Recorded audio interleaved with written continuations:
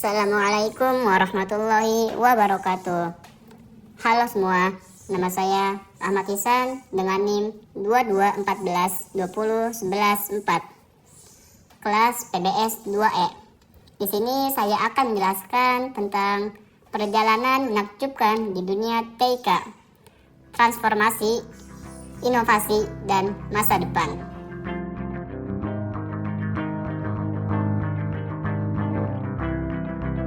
Apa itu TIK? TIK adalah singkatan dari Teknologi Informasi dan Komunikasi. Dalam bahasa Inggris menjadi Information and Communication Technologies, atau jika disingkat menjadi ICT. Kata teknologi berasal dari bahasa Yunani teknologi atau techne. Kata tersebut memiliki arti keahlian dan logia memiliki arti pengetahuan. Dalam pengertian secara sempit, bisa diartikan teknologi adalah sesuatu yang mengacu kepada objek benda.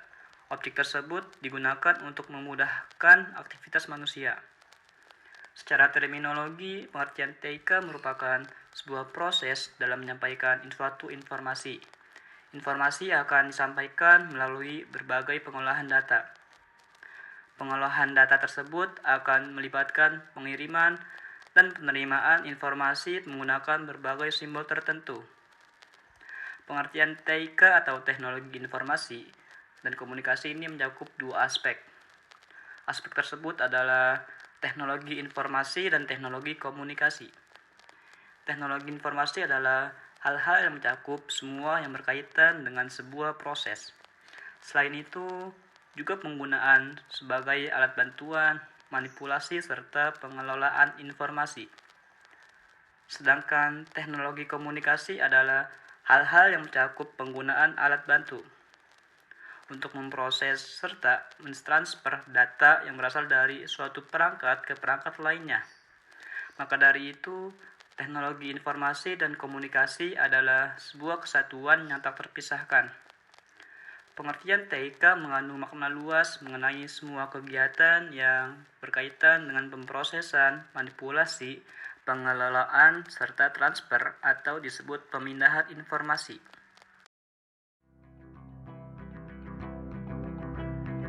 Bagaimana pentingnya TIK dalam kehidupan kita? TIK telah menjadi bagian integral dari kehidupan sehari-hari banyak orang. Kita hidup di dunia digital yang terus berkembang. TIK berdampak pada hampir setiap aspek kehidupan kita, mulai dari bekerja hingga bersosialisasi, belajar hingga bermain. Era digital telah mengubah cara orang-orang muda berkomunikasi, membangun jaringan, mencari bantuan, mengakses informasi, dan belajar. Kita harus menyadari bahwa kaum muda sekarang merupakan populasi online dan aksesnya melalui berbagai cara, seperti komputer, TV, dan telepon seluler. TIK memiliki dampak besar dalam kehidupan kita sehari-hari. Sebagai contoh, kita dapat membaca koran lokal kita menggunakan koran online. Contoh lain adalah kita masih terhubung dengan keluarga, kerabat, atau kolega kita walaupun kita berada di luar negeri dengan menggunakan surat elektronik, Yahoo Messenger, konferensi panggilan, atau konferensi video.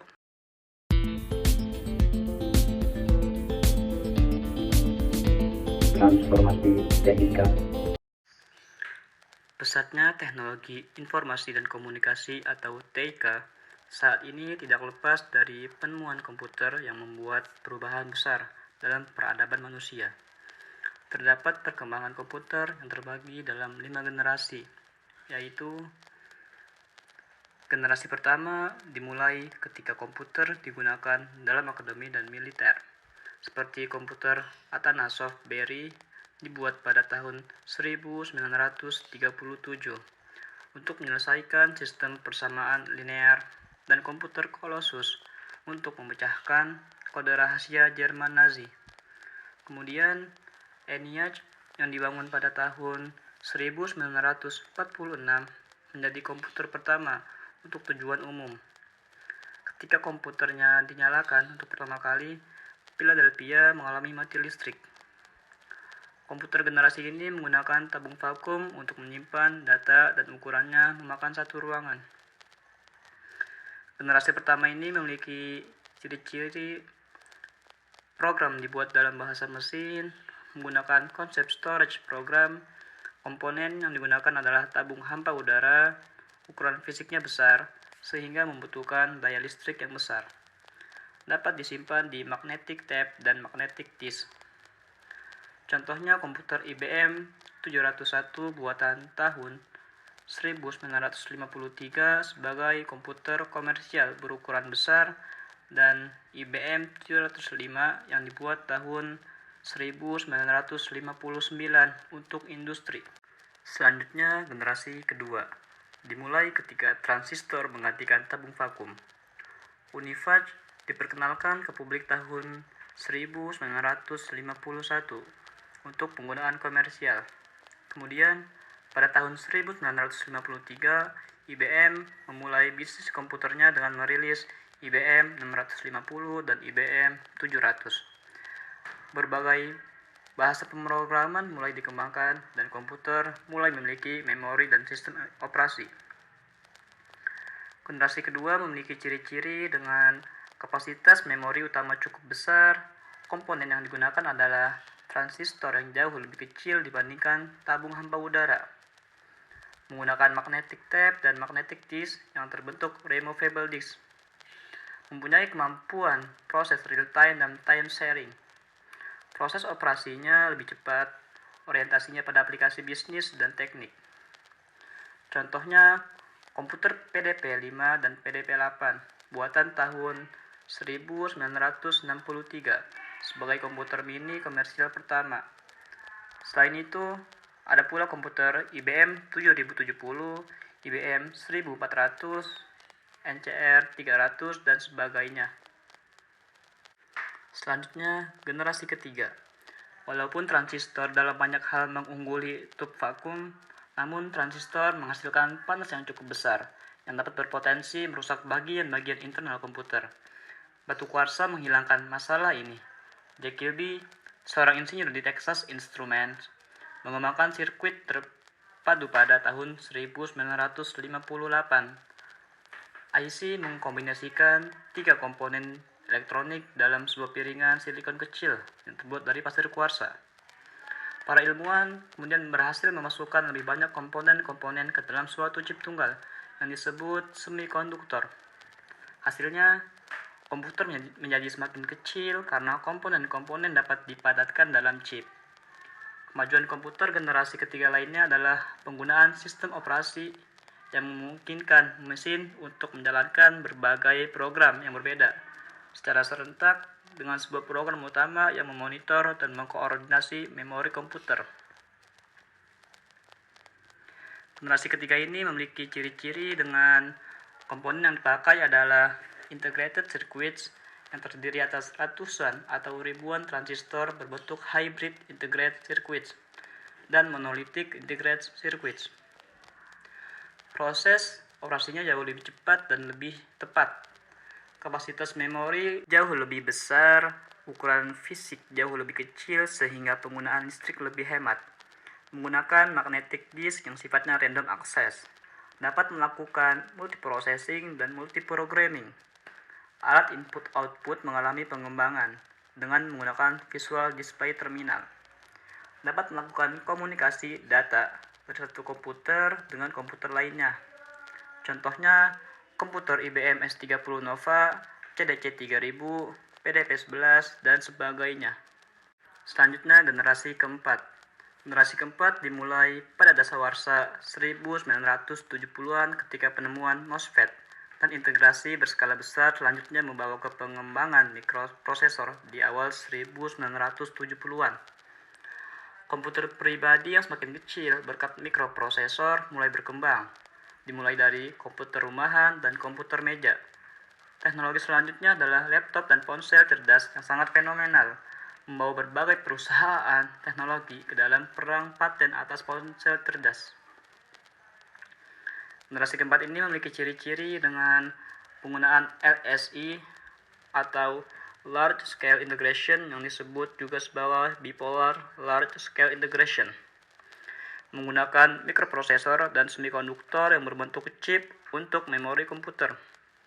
Contohnya, komputer IBM 370 menggunakan Intel 4004, mikroprosesor yang dikembangkan pertama kali pada tahun 1971 oleh perusahaan Intel Corporation dengan menggunakan chip mikroprosesor. Personal komputer atau PC mulai berkembang sejak tahun 1977. Contohnya, komputer Apple II dan komputer desktop oleh Xerox Corporation. Pada tahun 1981, komputer mulai banyak menggunakan sistem Windows dan mouse. Selanjutnya, generasi kelima. Generasi kelima digadang-gadang sebagai tahapan perkembangan teknologi paling canggih saat ini dan diciptakan pertama kali pada tahun 1980-an. Peningkatan dari segi visualisasi menjadi tampilan visual pada komputer di generasi kelima mempunyai resolusi sangat tinggi dan begitu tajam. Negara yang mempelopori sejarah perkembangan komputer pada generasi kelima adalah Jepang. Dalam proses perkembangannya, terdapat penambahan komponen-komponen penting ke dalam sistem komputer modern saat ini. Hal ini dikarenakan komponen yang digunakan pada komputer generasi kelima adalah menerapkan ragam teknologi modern seperti superkonduktor, ULSI, dan kecerdasan buatan atau AI. Generasi kelima memiliki ciri-ciri dengan komponen yang dipakai adalah VLC. Kemampuan komputer dikembangkan untuk memecahkan masalah sendiri dengan bantuan AI. AI dapat diterapkan untuk mengoperasikan robot. Mulai dikembangkan komputer yang dapat menggantikan chip. Jepang adalah negara yang memelopori komputer generasi kelima.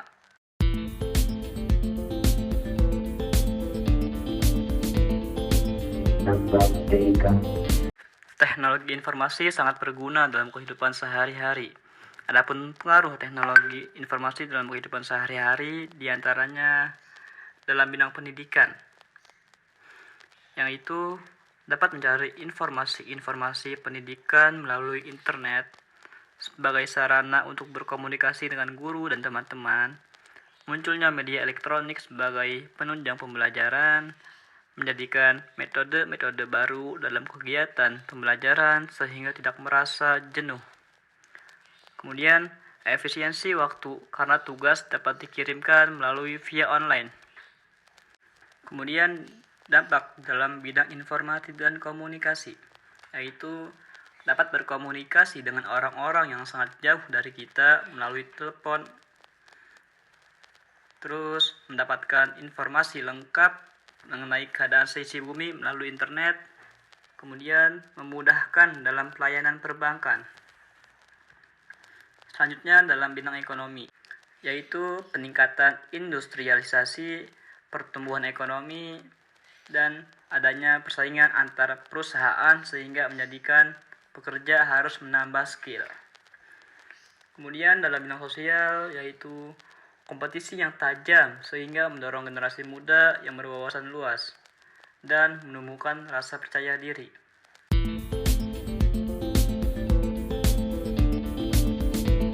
Inovasi TIK. Seiring berkembangnya teknologi akan terus membawa perubahan baru yang akan mempengaruhi aspek-aspek kehidupan kita. Terdapat berbagai inovasi terbaru dalam TIK. Ada AI atau Artificial Intelligence, Internet of Things, Big Data, Realities Virtual, Blockchain, Cloud Computing, Edge Computing, dan komputasi kuantum. Inovasi terbaru dalam TIK terus berkembang seiring waktu. Ini hanya beberapa contoh, dan kemungkinan adanya inovasi baru yang akan mempengaruhi cara kita hidup dan bekerja di masa depan. Tantangan dan risiko TIK. Seiring dengan terus berkembangnya TIK, terdapat beberapa tantangan yang juga muncul, yaitu keamanan dan privasi, kesenjangan digital, ketergantungan dan ketidakseimbangan, ketidaksetaraan, dan diskriminasi, perubahan pasar kerja, dan informasi yang tidak valid. Menghadapi tantangan ini, penting untuk mengembangkan kebijakan dan praktik terkait TIK yang memprioritaskan keamanan, privasi, inklusivitas, dan peningkatan keterampilan. Pemerintah, organisasi, dan individu juga harus terus mengembangkan kesadaran dan literasi digital untuk mengatasi tantangan ini dengan lebih baik. Kesadaran akan risiko dan tindakan pencegahan dalam penggunaan TIK sangat penting. Berikut adalah beberapa alasan mengapa hal ini penting. Yang pertama, keamanan dan privasi. Kesadaran akan risiko keamanan dan privasi membantu pengguna TIK untuk mengenali potensi ancaman seperti serangan cyber, pencurian identitas, atau penyalahgunaan data pribadi. Dengan memahami risiko ini, pengguna dapat mengambil tindakan pencegahan yang diperlukan, seperti menggunakan kata sandi yang kuat, mengaktifkan autentikasi 2 faktor, menghindari mengklik tautan atau lampiran yang mencurigakan, dan membatasi informasi pribadi yang dibagikan secara online. Kemudian yang kedua, cyberbullying dan pelecehan online. Kesadaran tentang resiko cyberbullying dan pelecehan online memungkinkan pengguna TIK untuk mengenali tanda-tanda dan melaporkan perilaku yang tidak pantas atau merugikan. Selain itu, pemahaman tentang bagaimana melindungi diri sendiri dan mengelola kehidupan digital dapat membantu mencegah risiko ini. Yang ketiga, keamanan digital anak. Kesadaran tentang risiko yang dihadapi anak-anak dari penggunaan TIK memungkinkan orang tua dan pengasuh untuk mengambil langkah-langkah pencegahan yang sesuai. Ini termasuk pengawasan, pengaturan batasan penggunaan, dan pendidikan tentang etika online dan perilaku yang aman. Kemudian yang keempat, cybercrime dan phishing. Dengan pemahaman tentang risiko cybercrime dan phishing, pengguna TIK dapat mengenali upaya penipuan online dan melindungi diri mereka sendiri dari ancaman tersebut. Hal ini melibatkan menghindari mengklik tautan atau lampiran yang mencurigakan, memvalidasi sumber informasi atau pesan yang diterima, dan tidak membagikan informasi pribadi atau keuangan secara sembarangan. Dan yang kelima, pengelolaan waktu dan kesehatan mental. Kesadaran akan dampak negatif penggunaan berlebihan TIK terhadap kesehatan mental dan pengelolaan waktu membantu pengguna untuk mengembangkan kebiasaan yang seimbang dalam menggunakan teknologi. Ini termasuk mengatur batasan waktu, menghindari kecanduan, dan mengambil waktu untuk beristirahat dan berinteraksi secara langsung dengan lingkungan sekitar. Dan yang keenam, etika digital. Kesadaran akan etika digital membantu pengguna TIK untuk memahami tanggung jawab mereka dalam berinteraksi online. Ini mencakup penghormatan terhadap privasi orang lain, menghindari perilaku merugikan, dan menghormati hak kekayaan intelektual orang lain.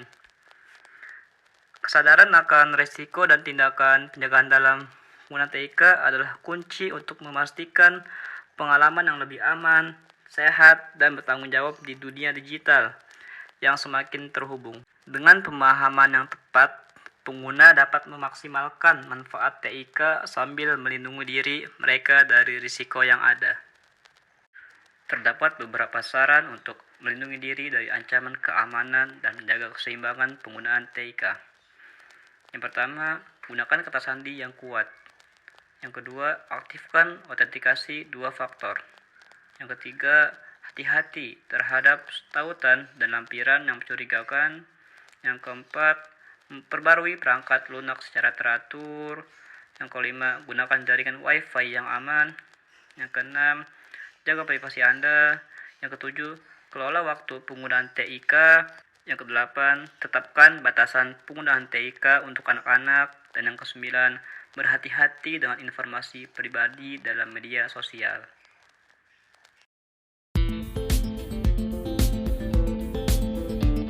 Masa depan TIK. TIK memiliki peran yang signifikan dalam mendorong perubahan positif di dunia. Berikut adalah beberapa contoh peran TIK dalam hal tersebut. Pertama, pemberdayaan individu. Kedua, pengorganisasian dan mobilitas sosial. Ketiga, kolaborasi dan konektivitas global. Dan keempat, pemantauan dan transparansi. Dalam keseluruhan, TIK memiliki potensi untuk mendorong perubahan positif dengan cara yang luas dan beragam. Namun, penting untuk memastikan bahwa penggunaan TIK dilakukan dengan tanggung jawab, etika, dan memperhatikan aspek keamanan, privasi, dan keberlanjutan. Dengan memanfaatkan kekuatan TIK secara bijaksana, kita dapat menghasilkan dampak positif yang signifikan dalam masyarakat dan dunia secara keseluruhan.